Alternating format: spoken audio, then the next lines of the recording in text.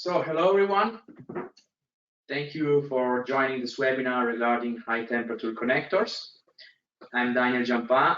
I'm a business development manager for harsh environment, military and aerospace solutions. Today I'm going to present you, let's say, a small part of our connectors. It's a small section. Let's call it small section for high temperature interconnects.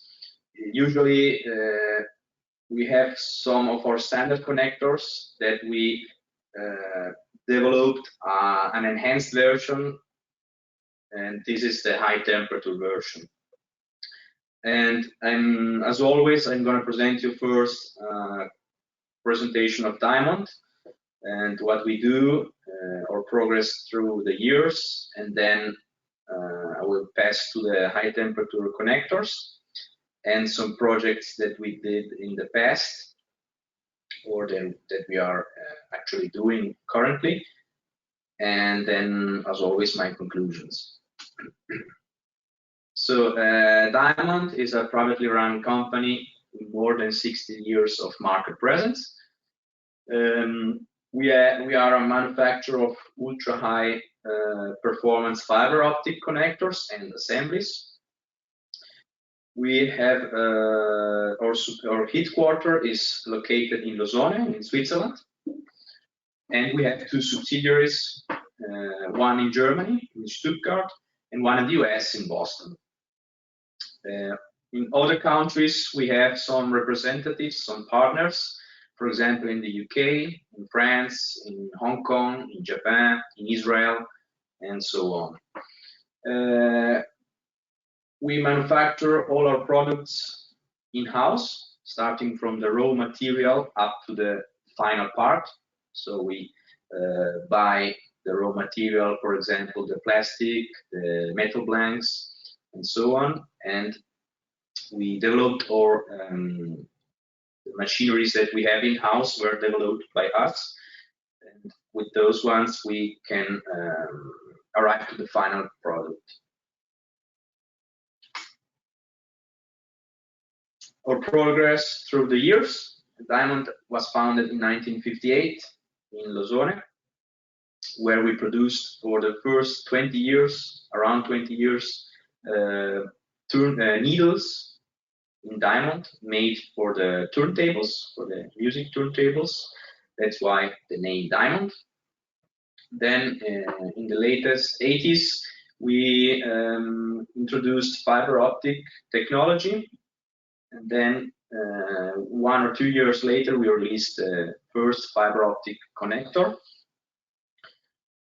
In 1992, we released our worldwide known E2000 connector that you probably everyone knows about it. That is in the work that works or is in the fiber optical market.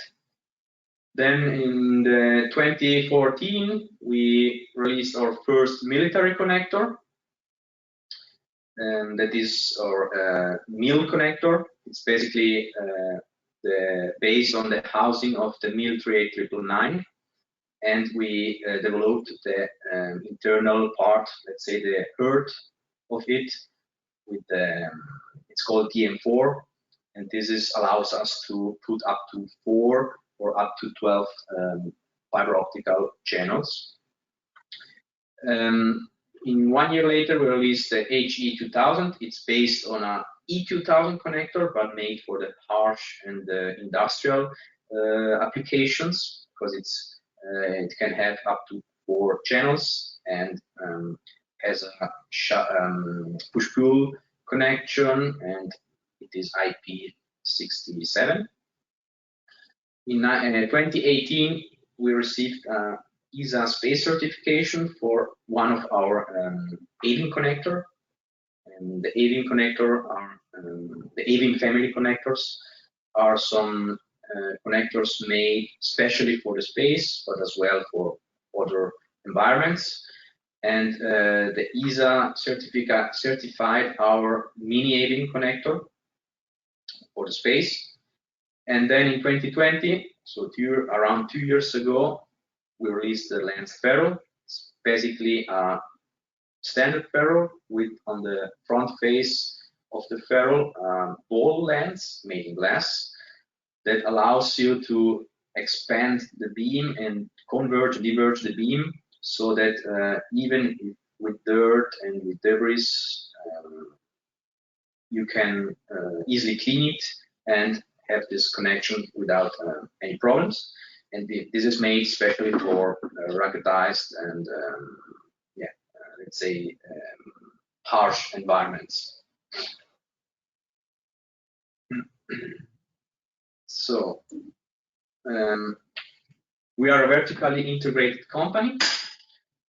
In the case of the zirconia powder, plastic granulate, and metal blanks, these are our top 3 materials that we buy in raw.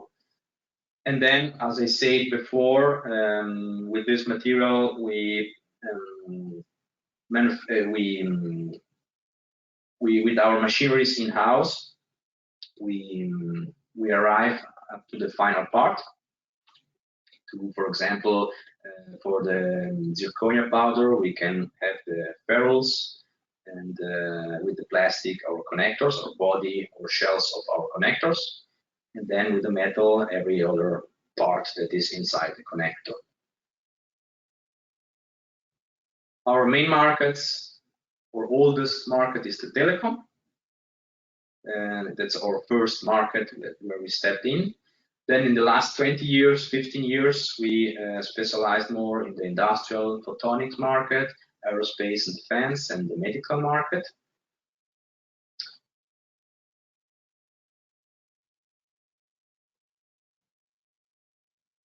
The ferrule technology, diamond ferrule technology, it's basically our ferrules are made by 2 materials. It's a big component ferrule, and we have the ceramic material outside. It's our, let's say, the shell of this ferrule, and inside we put a titanium part that is used to achieve very tight tolerances. And basically, with this, we have in our market as well 0.1 dB insertion loss ferrule. This is because it's called our technology ACA, active core alignment, where with our crimping tool we center the core of the fiber with the mechanical axis of the ferrule. This way we can achieve these tight tolerances that are requested every year, every day more in this market. So let's step into the high temperature interconnects. It's like I said at the beginning, it's a small section, small technology of our connectors. So there is not a big difference, but I will show you what are the main differences that in which connectors are applicable in high temperature. On the right, you can see in the picture on the right, this is our overview of the connectors that are available in standard version and as well in high temperature. Which connectors are they? The standard FC. Then we have the DMI, that is our smallest connector that has only a ferrule and a rotation body. You can see it on the bottom of the connection overview, connectors overview. Then we have the Avin family that I said at the beginning, they are specially made for space, but they could be used for every application. As you see, the standard connectors have a temperature range from -40 degrees Celsius up to 85 degrees Celsius. And with those high temperature connectors, they allowed us to go from -55 up to 150 degrees Celsius. What we changed from our standard connectors, it's basically the glue inside, where we glue the ferrule to the connector housing. There is another type of glue that we use. And then on the overview on the design, you can see there is another boot. We changed the standard PVC plastic boot with a shrink sleeve. This allows us to achieve high temperatures. And the peak tubing, this jacket that we put over the fiber, instead of a standard cable, PVC cable jacket, or a hydro jacket with this peak tubing, it is specially made that can last up to this high temperatures and lower temperatures. So next I will show you a little bit the difference from how to recognize standard connector from high temperature one. Here you see the FC connector in a standard version above with a yellow cable and the standard PVC boot. And then below, same connector, but in high temperature configuration. On the right, there is a DIN LSA connector. It's a little bit, it's an older connector, but still used and still available in our product range.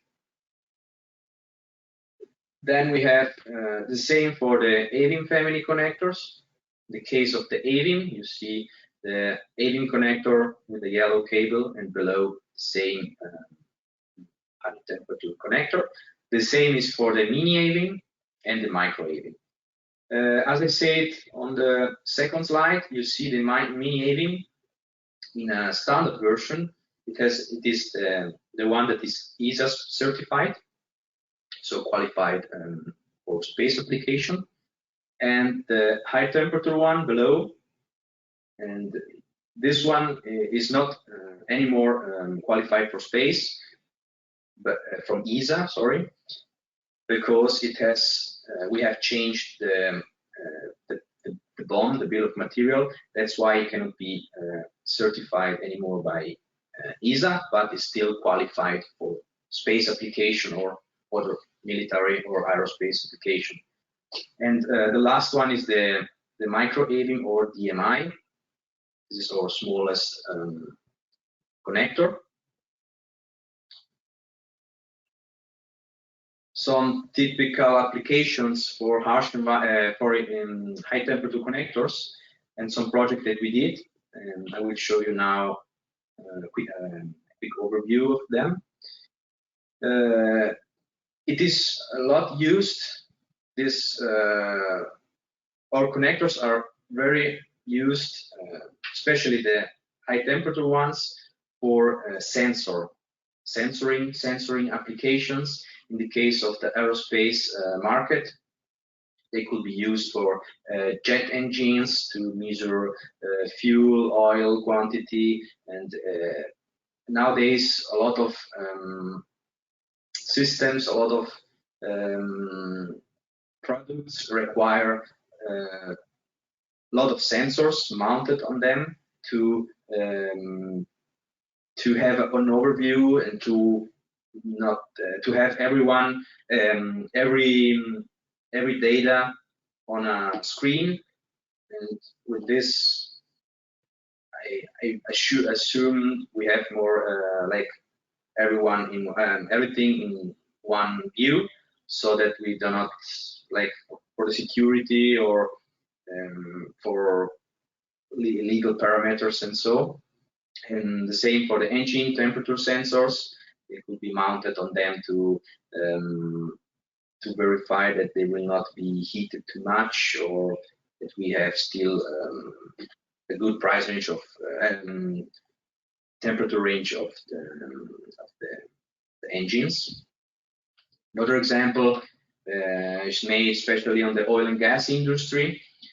For example, in the deep well sensing, we could use those connectors as a sensor to detect substances like water, oil, other materials, other liquids on the ground.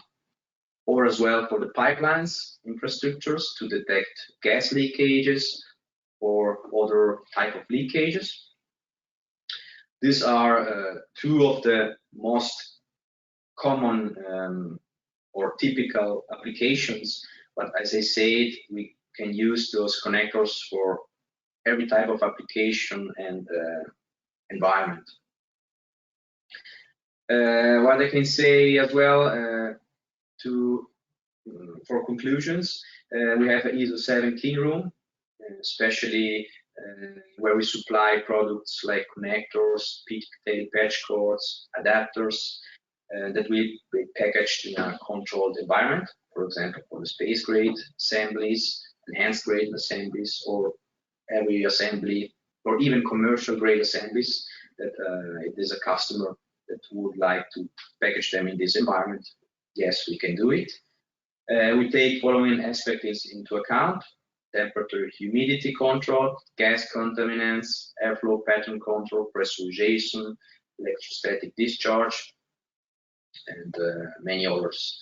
Currently, we have a total surface of this clean room for 40 square meters, but we are right now we are expanding it to double or triplicate the surface, and this will be an ISO 7 clean room, so we will have a second clean room and with an upper level of ISO.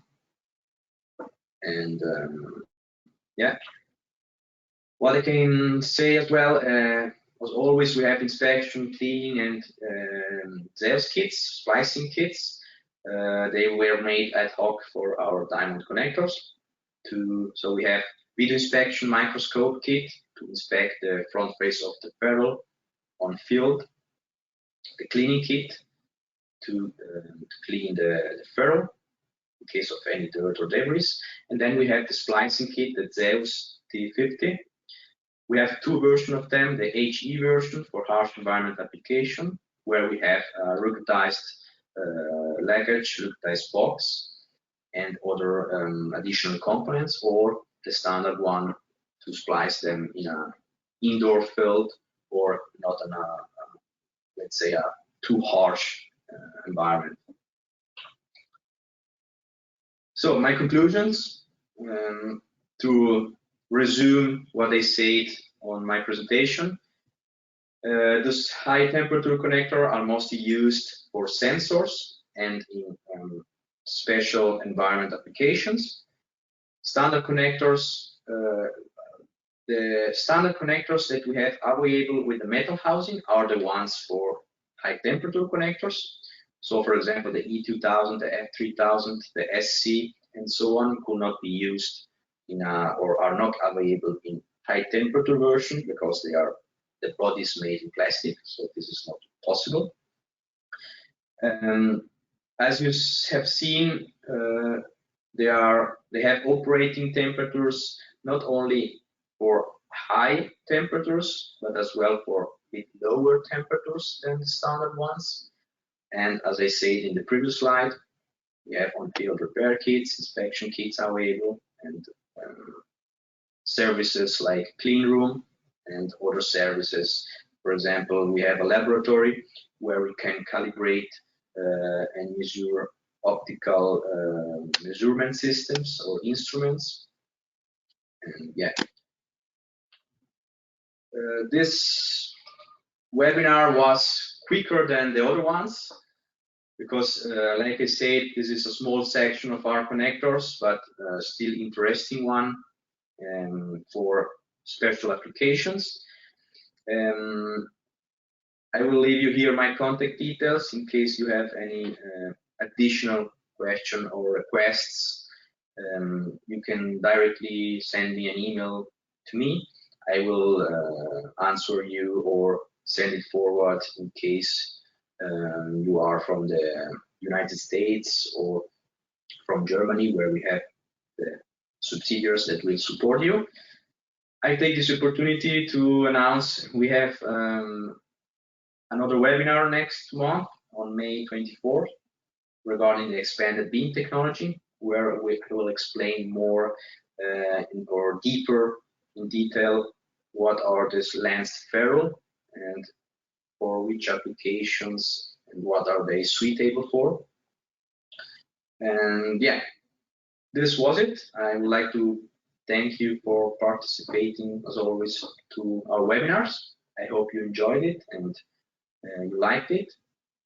And I will send you the PowerPoint presentation per email if you need it, or you will find it in YouTube. And yeah, I wish you all a good day, good morning, or good evening, depending on the time zone you are, and see you to the next webinar. Bye-bye.